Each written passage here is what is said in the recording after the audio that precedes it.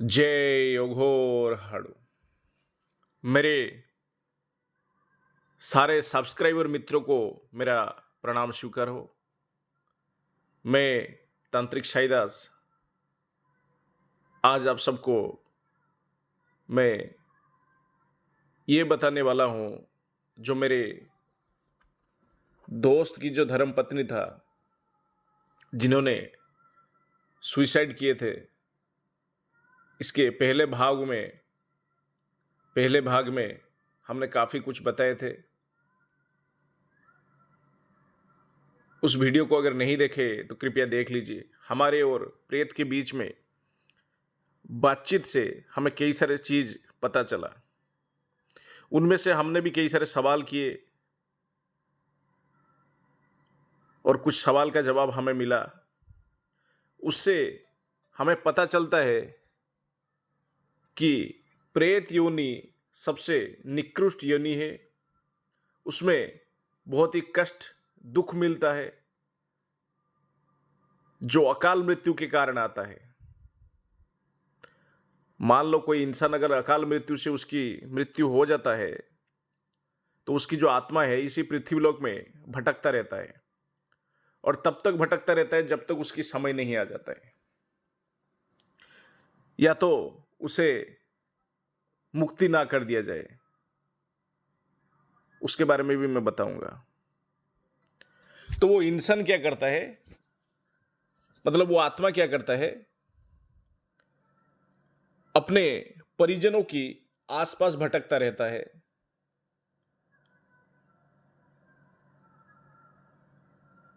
जहां जहां उनकी परिवार के लोग जाते हैं या भटकते हैं, वहीं आसपास भटकता रहता है। और हर वक्त उनके सुख में ये लोग दुखी होते हैं। इनके मन में ये चलता रहता है, काश मैं उस जगह पे होता, उस खुशी में शामिल हो पाता। वो सब देख के ये दुखी होते हैं।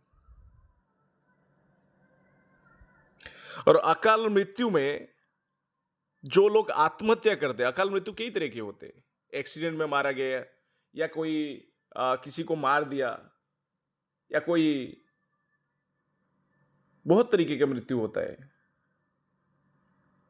दुर्घटना से मृत्यु होना। लेकिन जो लोग जहर पी के मरते, या जो लोग लटक के मर जाते, जो खुद आत्महत्या करते, जिसको आत्महत्या कहते हैं, खुद ब खुद करते, वो लोग क्या करते हैं, सबसे ज्यादा निकृष्ट कार्य करते हैं। और इनको बाद में मरने के पश्चात काफी ज्यादा पश्चाताप होता है। हर वक्त रोते रहते हैं ये लोग, ये आत्माएं जो होते हैं हर वक्त रोते रहते, कष्ट भोगते रहते। वैसे ही जब मेरे दोस्त की आत्मा से मैंने पूछा कि अभी आप क्या चाहते हो, तो उसने कहा कि मैं चाहता हूं कि कोई मेरे बेटे का अच्छे से देखभाल करे, उसे खुश रखे, और मेरे पति को पैसों की समस्या है, उनको भी कोई खुश रखे। तो मैंने उस आत्मा की आश्वस्ति देके मैंने कहा कि मेरे से जितना संभव हो पाएगा मैं आपकी पति का मदद करूंगा, साथ ही आपके बच्चे का भी ख्याल रखूंगा, बच्चे का ख्याल रखूंगा। उसके बाद मैंने कई सारे और सवाल पूछा। मैंने पूछा कि मृत्यु के पश्चात आप कहां रहते हो। तो उनका जवाब था, मेरे दोस्त की जो आत्मा ने जवाब दिया कि हम बहुत ही जगह भटकते रहते हैं, ज्यादातर अंधेरे जगह में भटकते रहते हैं, किसी सुनसान जगह में, किसी खंडर में, जहां इंसान आते जाते ना हो, बहुत ही कम आते जाते रहते हैं। हम शोर शराबे से दूर रहते हैं। उजाले, मतलब दिन में ये लोग बाहर नहीं आते, रोशनी से इनको बहुत ही ज्यादा परेशानी होता है। ये ज्यादातर अंधेरे में ही आते हैं, ज्यादा नहीं, 99% समय ये अंधेरे में आते हैं। दिन के समय इसका कोई आवाहन करता है तभी जाके आते हैं। दिन का समय इनका कोई आवाहन करता है तभी जाके ये आते हैं, वरना ये नहीं आते। बहुत ही जगह ये भटकते फिरते हैं, जैसे अपवित्र जगह हो गया, जैसे जंगल हो गया। अपवित्र ज्यादा यानी जगह, यानी जहां शराब पिया जाता है, जहां मांस मछली ज्यादा बनता हो, ठीक है, जहाँ दुष्कर्म की मतलब बेश्याओं की जगह में ये भटकते रहते, जंगल में भटकते रहते। इनको चीड़ होता है मंदिर या कोई मंत्र उच्चारण करता है तो, या कोई जहाँ पे धार्मिक अनुष्ठान होता है उनसे इनको चीड़ होता है। ये हर वक्त दुखी और चिड़चिड़ा होते हैं और आत्माएं चाहते हैं कि उनका कोई मुक्ति करे, मुक्ति प्रदान करे उनको। हर वक्त इनको भूख लगता है, प्यास लगता है, लेकिन खाने को कुछ नहीं मिलता है। ठीक है, आत्माओं को हर वक्त भूख प्यास लगता रहता है, लेकिन खाने को कुछ नहीं मिलता है। और ये अपनी शक्ति का प्रयोग करके किसी चीजों को उठा के नहीं खा सकते। ऐसा करने पे उनके ऊपर एक प्रहार होता है, बड़ा सा मुदगर से इनको प्रहार किया जाता है। और भी कई बात हमें पता चला, जैसे आत्मा से हमने जब बातचीत की तो इन्होंने, जिनसे मैंने पूछा कि आप अभी किस योनि में हो, तो उन्होंने कहा कि मैं प्रेत योनि में हूं, मैं पितृ योनि को प्राप्त नहीं हो पाया, कारण मैं आत्महत्या किया।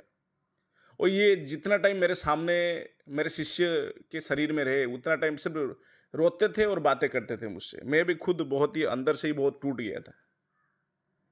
लोग सोच नहीं पाते, समझ नहीं पाते, दुनियादारी के चलते, परेशानियों के चलते, कर्ज के चलते, कोई किसी को छोड़ के चला गया पत्नी, तो इन सब चीज़ों को, परेशानी को संभाल नहीं पाते, डिप्रेशन में आ जाते हैं, फिर सुइसाइड कर देते हैं।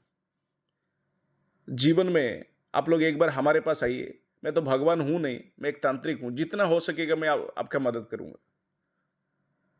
हर चीज़ मैं फ्री में नहीं करता हूं। आप बोलोगे कि गुरुजी फ्री में कर दीजिए, फ्री में अपनी जेब से अगर खर्चा करके लोगों की मदद करने चलूं तो मैं एक दिन में खुद कंगाल हो जाऊंगा।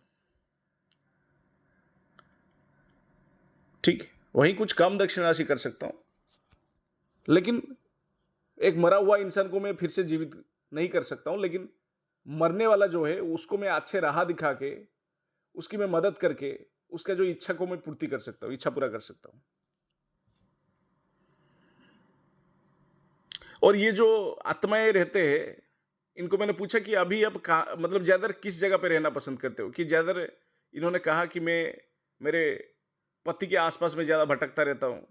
हर जगह तो भटक जा नहीं सकता पति के साथ, तो कुछ जगह पे जाता रहता हूँ मैं पति के आसपास। मेरी बच्चा जो होता है, इनका इनका जो बच्चे हैं उनके वहां पर ये ज्यादा रहते हैं। और ज्यादा प्रेत भी यही करते हैं। अपने मरने के पश्चात वो अपने आत्मीय सज्जन जितने भी लोग हैं उनके आसपास रहते हैं और उनको देखते हैं, फिर दुखी होते रहते हैं। वो सोचते कि काश मैं जिंदा रहता तो ये खेल पाता, इनके साथ बैठ के बातें कर पाता, उनके जितने भी कार्यक्रम अनुष्ठान होते उनमें शामिल हो पाता, बहुत कुछ कर पाता। लेकिन हर वक्त रोते रहते हैं। प्रेत ज्यादा रोते रहते हुए मिलेगा आपको।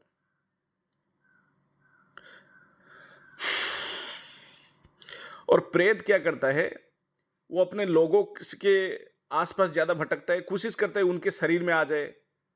ऐसा भी कोशिश करते हैं प्रेत। जैसे इनकी आत्मा, मेरे दोस्त की जो पत्नी की आत्मा से भी मुझे पता चला कि वो कई बार कोशिश किए, अपनों के शरीर में आने की कोशिश की, लेकिन आ नहीं पाए, क्योंकि आत्मा हर किसी के शरीर में नहीं आ पाता है। जिनकी ऊर्जा कम रहता है उन्हीं के शरीर में ज्यादा प्रवेश कर जाते हैं। क्यों? मैंने पूछा कि आप दूसरों के शरीर में क्यों प्रवेश करना चाहते हो? जब मैंने ये सवाल किया तो उन्होंने कहे कि मेरा जो इच्छा है मैं उनसे मनवाना चाहता हूँ। मैंने पूछा क्या आपकी इच्छा क्या है? ना, मेरा इच्छा ये है, हमेशा मेरे बेटे को प्यार से रखा जाए, उसको कोई कष्ट ना दे। और मैंने पूछा दूसरा इच्छा क्या है? उन्होंने कहा मेरी मुक्ति। मैंने कहा वो तो हम करवा देंगे। और शास्त्र में भी ये कहा गया है, गरुड़ पुराण या किसी भी शास्त्र उठा के देख लो, सिर्फ अपने को मुक्ति नहीं दे सकते, बाहर वाले चाहे तो भी, कोई इंसान चाहे तो दूसरा इंसान को मुक्ति दे सकता है। किस तरीके से? उसके नाम पे संकल्प लेके भागवत कथा या रामायण कथा पाठ करवाया, या तो गरीबों को दान दिए, या तो पिंडदान किए, या तो तर्पण किए। ऐसे 3-4 साल तक अगर किया जाए तो धीरे धीरे उनकी आत्मा के, मतलब जो मरे हुए आत्मा के नाम पे संकल्प लेके किया जाए तो उस आत्मा के ऊपर जो है कई सारे पुण्य आ जाते हैं, उस आत्मा के पुण्य फल बढ़ जाते हैं, जिसके उस आत्मा की मुक्ति हो जाता है। और भी कई सारे तरीके हैं मुक्ति के, तांत्रिक तरीके से भी मुक्ति दिया जाता है, वो भी मैं आप सबको बता दूंगा कैसे, लेकिन वीडियो के अंत में। अब चलते हैं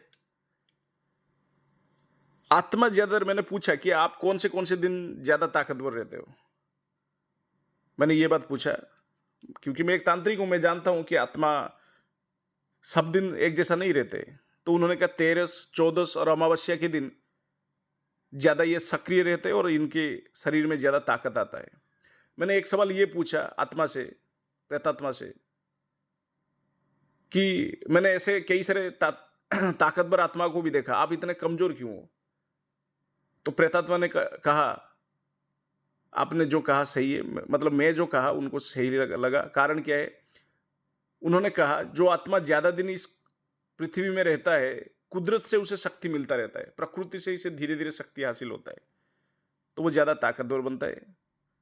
और इन्होंने क्या है, नया नया मृत्यु हुआ, मतलब कुछ ही दिन पहले हाल ही में ही इनका मृत्यु हुआ था, तो इनके पास ज्यादा ताकत नहीं है, इसीलिए ना ये किसी को परेशान कर पा रहे, ना किसी के शरीर में जा पा रहे। ये थोड़ा हंसी की बात है लेकिन ये सच्चाई है।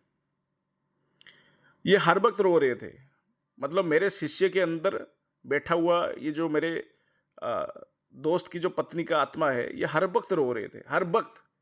तो सोचो आप, कोई इंसान गलत कार्य कर लेता है आत्महत्या करके, लेकिन बाद में कितना बड़ा पश्चाताप होता है। कितने भी बड़े से बड़े परिस्थिति में क्यों ना हो, आज के दौर में मेरे पास उसका सल्यूशन है। कोई बीबी छोड़ के भाग गया, कोई गर्लफ्रेंड छोड़ के भाग गया, किसी को ज्यादा कर्जा चढ़ गया, तो सुसाइड करने की क्या जरूरत है?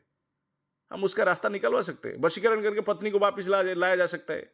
ऐसे ऐसे साधना में दे दूंगा जिससे आप पैसा, आपके पास नोट छापने की, मतलब क्या कि नोट गिनती करने का मशीन कम पड़ जाएगा आपके पास।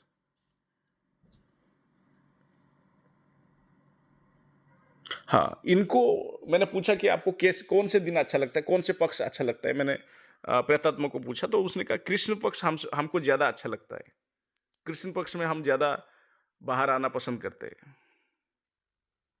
और मैंने पूछा कि आप खाना क्या खाते हो, कैसे क्या?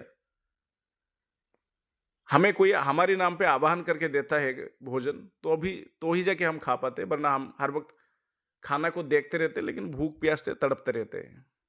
मतलब ये अपना परिजन के आसपास भटकते रहते हैं, वो लोग खाना खाते रहते, ये दर्द भोगते रहते, इनको भूख प्यास लगता है लेकिन कुछ नहीं कर पाते ये। और इनको खाना तभी मिलता है जब इनके नाम पे कोई संकल्प लेके आवाहन करके इनको भोजन परोसता है। और आज के समय में ये काम बहुत ही कम लोग करते हैं, अपने पितरों को पिंडदान देना, चढ़ावा देना, तर्पण देना, उनके नाम पे आवाहन करके भोग देना।